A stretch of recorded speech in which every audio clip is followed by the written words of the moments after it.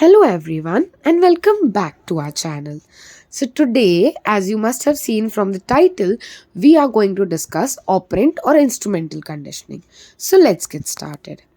Now, firstly, operant conditioning was proposed by B.F. Skinner.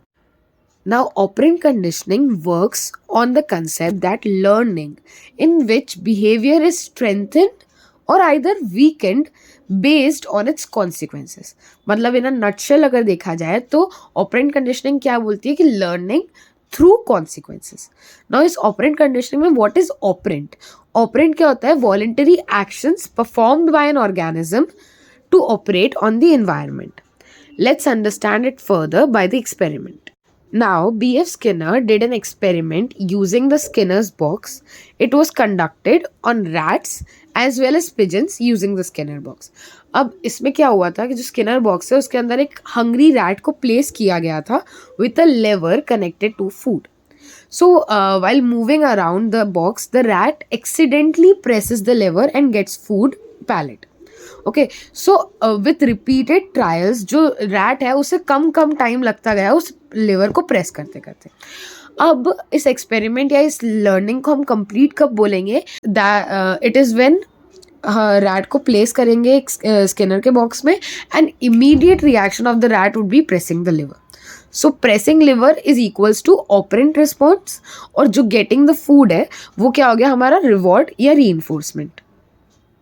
अब हम अगर एवरीडे एग्जाम्पल्स में देखें तो क्या आ सकता है कि children learn to reach for hidden sweet jars, या फिर सेइंग प्लीज़ क्योंकि हमें किसी से कुछ फेवर चाहिए, या फिर learning to use gadgets like TV हो गया, मोबाइल फ़ोन, कैमरा एक्सेट्रा, या फिर शॉर्टकट्स हम जो लर्न करते हैं ताकि हम हमारे गोल्स तक जल्दी पहुंच सके.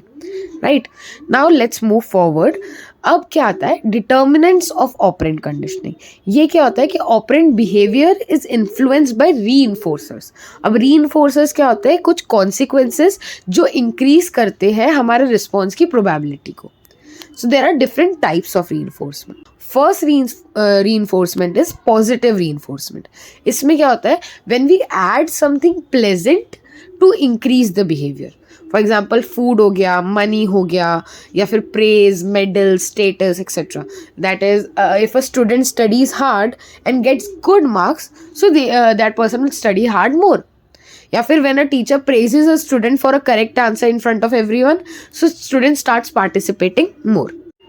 Next comes negative reinforcement. अब नेगेटिव रीइंफोर्समेंट क्या होता है कि removing something in unpleasant to increase the behaviour. कोई अनप्लेजेंट चीज़ को रिमूव करना ताकि हम उस बिहेवियर को इंक्रीज कर सकें.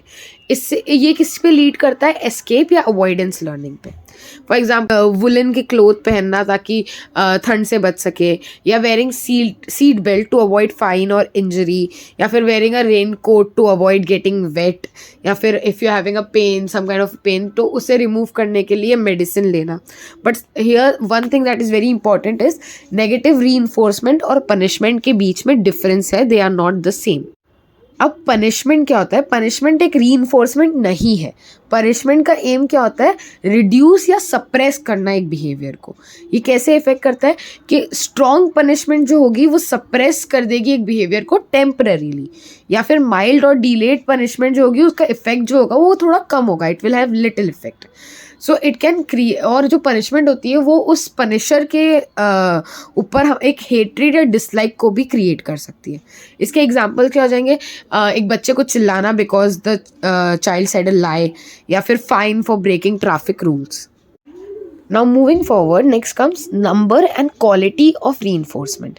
तो more reinforcement is equals to faster learning. ज़्यादा रीइंफोर्समेंट जल्दी लर्निंग हो रही है. अब high quality reinforcement is equals to better learning. And इसमें अमाउंट और फ्रीक्वेंसी जो होनी चाहिए रीइंफोर्समेंट की वो भी मैटर करती है. एग्जाम्पल क्या होगा? Student work harder if they are rewarded with a gift voucher instead of a pen. अब there are different schedules of reinforcement कि कब कैसे रीइंफोर्समेंट दी जाती है. तो there are different types of it. First क्या होता है, कंटिन्यूस रीइंफोर्समेंट. इसमें क्या होता है कि reward is given every time. हर बार जब भी वो अच्छा एक्ट परफॉर्म हो रहा है, अच्छा बिहेवियर जो हमें चाहिए वो परफॉर्म हो रहा है, reward is given every time. इसमें जल्दी लर्निंग होती है बट बिहेवियर उतनी ही जल्दी गायब भी हो जाता है. इसका एग्जाम्पल क्या होगा, giving a treat to a dog every time it sits. Next क्या होता है, इंटरमिटेंट या पार्शियल रीइंफोर्समेंट. इसमें रिवॉर्ड दिया जाता है लेकिन कभी कभी, समटाइम्स. तो इसमें learning is slow but high resistance to extension is there. Example, marks in exams come occasionally but student keep studying. Next is delayed reinforcement. इसमें अभी अच्छा बिहेवियर जो हमें वो बिहेवियर चाहिए वो परफॉर्म है और रीइंफोर्समेंट हम थोड़े समय बाद देंगे. So this does not work that well. Reinforcement is more effective when immediate. So delay reduces learning speed. Example क्या, child will prefer a small chocolate now instead of 2 chocolates next week. Moving forward, there comes key learning process. So when the learning occurs in classical or operant conditioning, एक process follow होती है जो इसमें involved है. तो उसमें first क्या होता है, reinforcement as we studied earlier. तो reinforcement का मतलब क्या होता है, गिविंग अ स्टिमुलस क्या होता है, रिवॉर्ड और removal of unpleasant stimulus to increase the probability of a response. एक रिस्पॉन्स की प्रोबेबिलिटी इंक्रीज करने के लिए स्टिमुलस देना. So reinforced response increases while जो नॉन रीइंफोर्स्ड रिस्पॉन्स होता है वो डिक्रीज हो जाता है. अब now types of reinforcers as we just studied. Positive reinforcers होता है जिसमें increase response by giving something pleasant like praise, money, food, medals, etc. Negative reinforcer क्या होता है, increase response by removing something unpleasant like taking headache medicines to remove pain. It encourages to take the medicine again. Next comes primary and secondary reinforcers. अब primary reinforcers क्या होते हैं, they are biologically necessary for us like food हो गया, water हो गया, etc. Next secondary reinforcer क्या होते हैं, that we learn through our experiences like money या appreciation या marks etc. अब शेपिंग क्या होता है, shaping is gradually reinforcing successive small steps towards desired behaviour. मतलब धीरे धीरे छोटी छोटी स्टेप्स लेना to achieve the desired behaviour. Now next moving forward, second in key processes comes extinction. Now what is extinction, ये होता है वीकनिंग या बिल्कुल ही गायब हो जाना of a learned response due to removal of reinforcement. मतलब हम जो रीइंफोर्समेंट दे रहे थे हमने उससे रिमूव कर दिया तो उसकी वजह से जो बिहेवियर था वो कम हो गया या बिल्कुल ही गायब हो गया. इसका क्लासिकल कंडीशनिंग में रिस्पॉन्स क्या होगा कि जो डॉग है उसको फूड मिलता था फॉलोड बाय द बेल. तो अब सलाइवेशन स्टॉप हो गया क्योंकि अब फूड नहीं मिल रहा है बेल के बाद. या फिर ऑपरेंट कंडीशनिंग में इसका एग्जांपल क्या होगा कि अब जब भी रैट उस लेवर को प्रेस कर रहा है फूड नहीं आ रहा है, so the behaviour will stop. But there should be resistance to extinction. मतलब even without the reinforcement responses do continue for some time. After many trials without reinforcement the responses eventually stops. मतलब थोड़े time तक वो रहते हैं responses but after बहुत ज़्यादा trials हो जाते हैं और वो रीइंफोर्समेंट नहीं मिल रहा है तो that response will eventually stop.